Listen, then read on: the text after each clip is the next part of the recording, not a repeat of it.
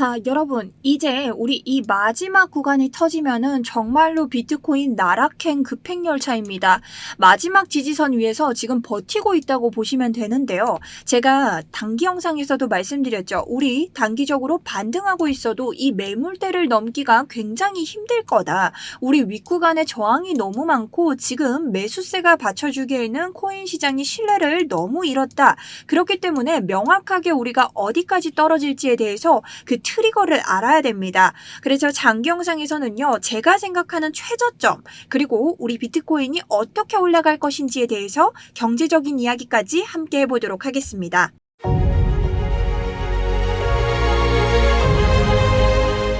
안녕하세요. 여러분의 우상향 계좌를 책임지고 있는 차트 분석 전문가 정수연입니다. 영상 다 보시고 취소하셔도 좋으니까 좋아요 한 번씩 부탁드리고요. 제 영상 만드는데 시간 오래 걸리죠. 근데 또 2부까지 가져오면서 여러분들과 함께 오후장 분석해보려고 하니 보시면서 좋아요 한 번씩 부탁을 드릴게요. 자, 그렇다면 2부 우리 경제지표와 지금 만약 폭락 트리거 추가적으로 발생한다면 비트코인 어디까지 아래로 내려갈까? 차트 분석 시작해보도록 하겠습니다. 첫 번째, 현재 시황 및 관점입니다. 여러분, 제가 단기적으로 우리가 보고 있던 이전 저점에서 다시 한번 반등장이 오고 있지만 이전에 우리가 봤던 매물대를 단번에 간파하기는 힘들 것이다. 이 매물대는 어떠한 매물대냐? 우리가 과거로 돌아갔을 때 이렇게 사람들이 많이 매집한 구간이 있는데 이러한 구간의 특징은 1시간봉을 통해서 볼 수 있다. 1시간봉을 통해서 저 매물대를 확인해 보시면요. 이 매물대에서는 강력한 지지 저항이 일어나는 곳들이 이렇게 3개나 표기가 되고 있습니다. 이러한 구간들은 사람들이 매수를 걸고 함께 올라탔던 구간이기 때문에 우리에게 강력한 지지 저항 구간이 된다. 그래서 우리가 지금 차트를 줄여봤을 때 같은 구간에서 똑같이 매물대에 저항이 생기고 있어서 이러한 구간, 이러한 구간 109.2와 109.7K 부근을 단번에 돌파하기에는 힘들 것이다 라는 관점이었습니다. 그리고 어제자 우리가 다시 한번 이 아래 구간에 대한 터치를 맛봤는데 이런 구간은 어떻게 예측할 수 있었을까? 자, 이 구간은요. 우리가 이전 캔들이 주는 지지 구간입니다. 또 한번 우리가 캔들을 당겨보면 똑같이 이전 저점들이 3번이나 지지를 받으면서 해당 구간에서 반등장을 보여줬기 때문에 우리는 어제 이 구간을 숏의 목표가로 두고 달렸습니다.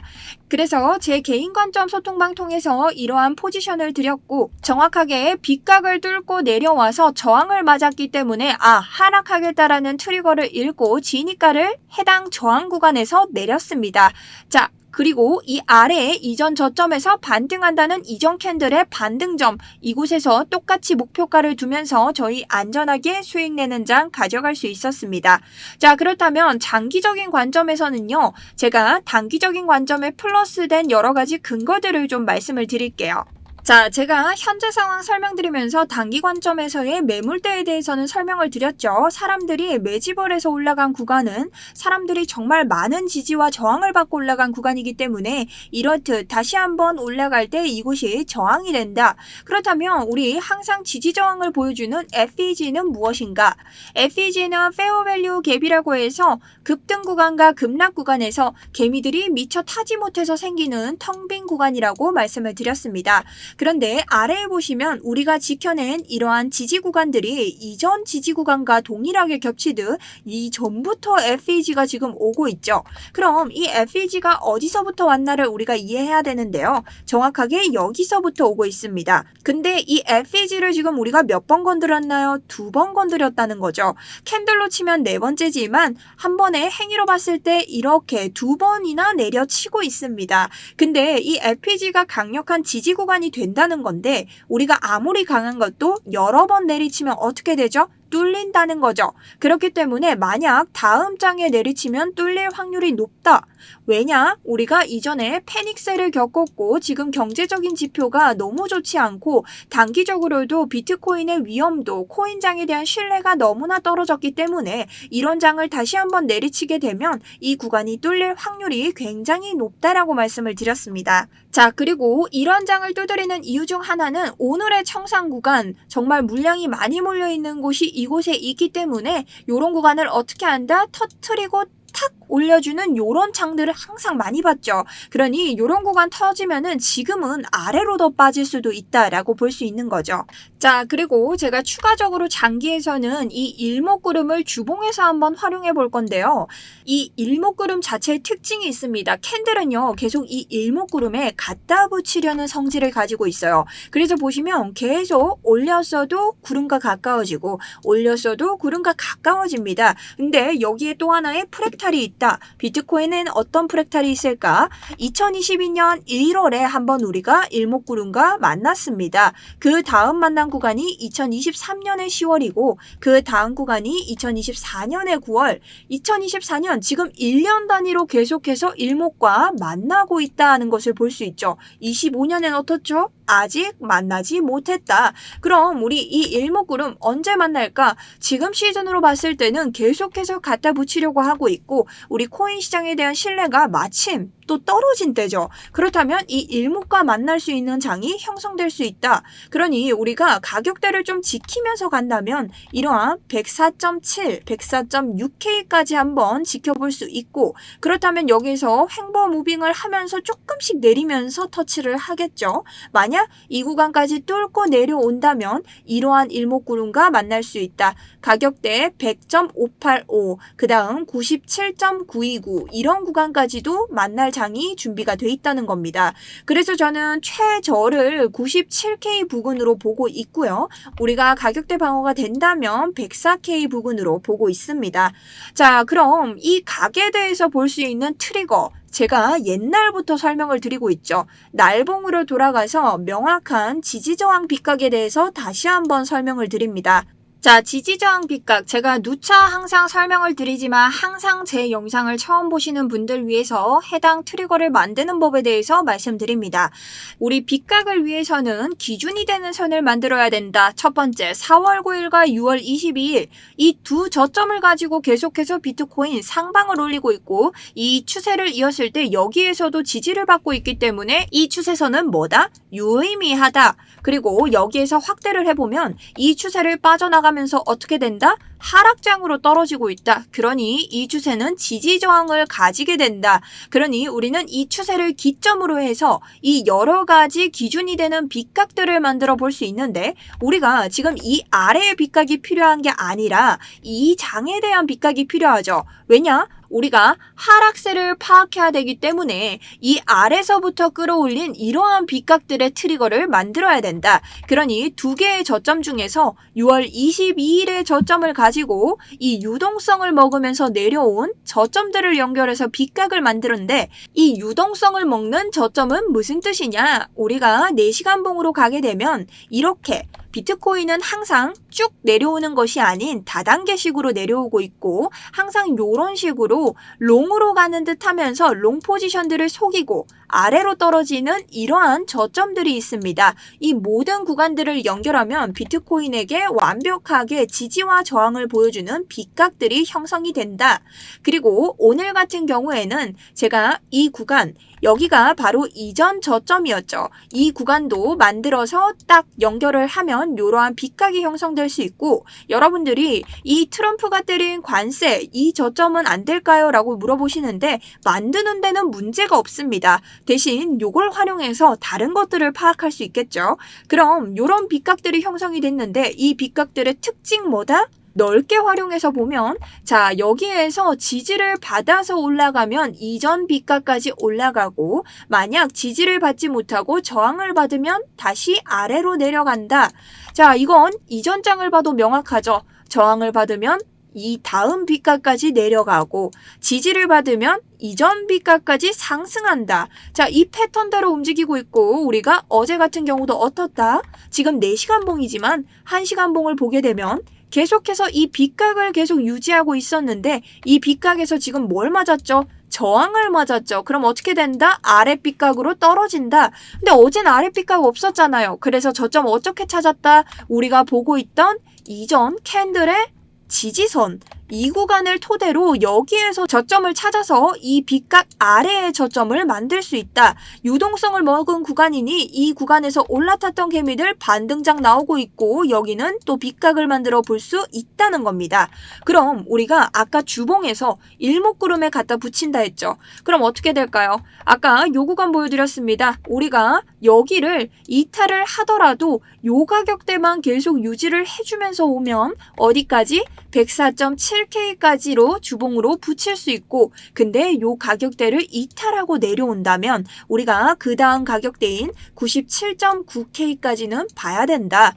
97.9K는 날봉에서도 볼 수 있는데 우리가 이 가격대 지금 보이는 FEG 보이시죠? 지금 이 FEG를 이 빗각을 둘 다 이탈했을 때 나오는 무빙이기 때문에 장기적으로 정말 비트코인이 큰 하락을 하게 된다면 이 빗각을 이탈하고 내려온다면 연쇄적으로 여길 다 이탈하고 97.9K를 최저점으로 보고 있긴 합니다. 자, 근데 여러분 여기까지 무조건 갑니다. 이런 말이 아니라 모든 트리거 이 구간에서의 빗각 이탈, 이 구간에서의 빗각 이탈, 그리고 오더블럭과 FEG의 모든 저항과 지지를 이탈했을 때 나오는 자리들이죠. 그러니 내가 최저점 파악을 할 때는 이러한 단계를 거치면서 여러분들이 지표 활용을 하시면 매우 유리합니다. 자, 그렇기 때문에 제가 단기적으로 드린 관점과는 좀 다른데요. 요건 장기 관점입니다. 일목구름까지 활용해서 1차는 단기적으로 107.365에서 볼 수 있지만 우리가 이 구간을 이탈한다면 102.335까지 우리 이전 패닉셀로 나왔던 빗각 그리고 FEG의 상단 그리고 이 구간을 이탈한다면 일목구름의 스팬 1 자리가 주고 있는 곳과 FEG의 합동 구간 이 하단 97.7K까지 방어를 하시는 겁니다. 자, 그럼 왜 이렇게 하락에만 대비를 할까? 우리 지금 모든 패닉셀이 경제지표와 함께 가고 있는데요. 오늘의 경제기사 뉴스입니다. IMF가 말한 한 줄 핵심 요약인데요. 자, 지금 주식이랑 코인 너무 비싸게 올랐었다. 자, 이러니 조정 급락 한번 오면 너희 지금 싹 다 더 무너질 수도 있어. 이러한 이야기를 합니다. 자, 근데 너 갑자기 왜 이렇게 재수없는 이야기 하는 거야? 라고 물으신다면요. 트럼프가 중국에 관세를 때렸잖아요. 그러니 사람들은 주식이랑 비트코인이랑 같이 떨어진 걸 눈으로 봤습니다. 근데 사람들이요, 또 어떤 심리를 반면 가지고 있는 줄 아세요? 대부분 투자자들이 이 정도 조정은 괜찮아. 이렇게 조정이 와도 우리 가격대 많이 높았었고 또 주우면 되지. 이렇게 방심을 하고 있다는 이야기예요. 우리가 이번에 청산당하면서 겁과 공포가 생긴 만큼 또 방심을 하고 있는 사람들이 있다는 이야기죠. 그러니 사람들한테 방심하지 마라 이런 이야기를 하는데 여기에 대한 이유 3가지가 있습니다. 첫 번째는요, 버블 현상인데요. AI 관련 대형주들이 너무 많이 올라서 지금 현재 진짜 가치보다 너무 비싸다. 그러니 누가 크게 한번 매도하기 시작하면 한 번에 무너질 거다. 그리고 두 번째, 지금 정부의 빚이 너무 많다. 미국을 포함해서 전 세계가 적자기 때문에 나중에 금리가 확 오르게 되면요, 은행들이 손실이 날 확률이 있다. 그리고 세 번째, 비은행, 그림자 금융에 문제가 있다. 보험사나 연금, 헤지펀드 같은 비은행권이 전 세계의 돈 절반 이상을 쥐고 있습니다. 근데 여기 문제가 생기면 이제 불이 어디로 번진다? 은행으로 번진다. 그러니 IMF가 이런 데도 좀 관리를 해라. 그럼 이게 코인이랑 무슨 상관인데요? 있습니다. 저러한 정책과 규제가 커진다는 것은요. 암호화폐나 스테이블 코인이 나라의 통화 정책, 돈 조절을 흔들 수 있다고 말을 하면서 전 세계가 이제 스테이블 코인과 코인에 이런 규제를 강화해야 된다고 이야기를 하고 있는 거죠. 그러니 지금 코인 시장이 어떻다? 규제 리스크가 커지고 있다는 겁니다. 이렇게 되면은 엄청난 변동장이 올 수 있고 그렇지 않아도 이번에 청산을 겪은 개미들한테는 너무나 많은 리스크가 오기 때문이죠. 자, 그리고 두 번째는요, 비트코인 시장에 다시 공포가 켜지고 있다는 뉴스입니다. 자, 비트코인 가격이 패닉셀을 겪었고 이 때문에 투자자들 사이에서는 불장이 진짜 끝난 거 아니냐, 이제 불장이 올까라가는 의구심도 있습니다. 그러니 사람들이 어디에 베팅한다? 하락에 베팅을 한다는 거죠. 그래서 옵션 시장이 말하는 공포 신호가 온다는 겁니다. 보통 옵션 만기라는 건요. 만약에 나는 107K 이상 올라간다에 베팅한다. 이렇게 할 수 있고 아니야. 나는 97K 아래로 떨어진다. 반면 누구는 나는 100K 아래로 떨어진다. 명확한 가격과 상승 하락을 베팅하는 걸 옵션 만기라고 합니다. 근데 보통 하락에 베팅할 때요. 사람들이 마이너스 6에서 뭐 되게 플러스 상승으로는 요 정도 차이가 난다고 하는데 지금 플러스 10%를 넘어섰다. 이건 뭐다? 사람들 죄다 하락 보고 있다는 겁니다. 그러니 지금 심리가 전반적으로 하락세다. 그러니 여러분들이 단기적인 반등장에 들어가면 어떻게 된다? 이 하락 보고 있는 사람들, 위에서 탈출 못한 사람들 다 탈출시켜주는 자원봉사자가 될 수 있다는 거죠. 그러니 완벽한 저점을 읽어내려면 이런 경제지표들, 파월이 언제부터 금리 인하를 시도하는가, 금리 인하를 시도하더라도 지금 전반적인 경제시장이 그리 좋지 않기 때문에 우리가 정말 대비를 많이 해야 되는 장이 오고 있다라는 겁니다. 그리고 지금 트럼프 대통령이 중국과의 무역 갈등 아직 안 끝난 거 조금 전에 보셨죠. 이 뉴스가 전 세계 투자 심리를 얼어붙게 만들었고 미국 정부 자체가 셧다운이 나와 있기 때문에 시장이 불확실성을 싫어해서 코인도 흔들리고 있습니다. 비트코인 채굴자들 대량 매도 움직임도 있었는데요. 최근 일주일간 5.1만 BTC 약 5.5조 원이 거래소로 이동했어요. 채굴자들이 보통 비트코인을 거래소로 옮길 땐요.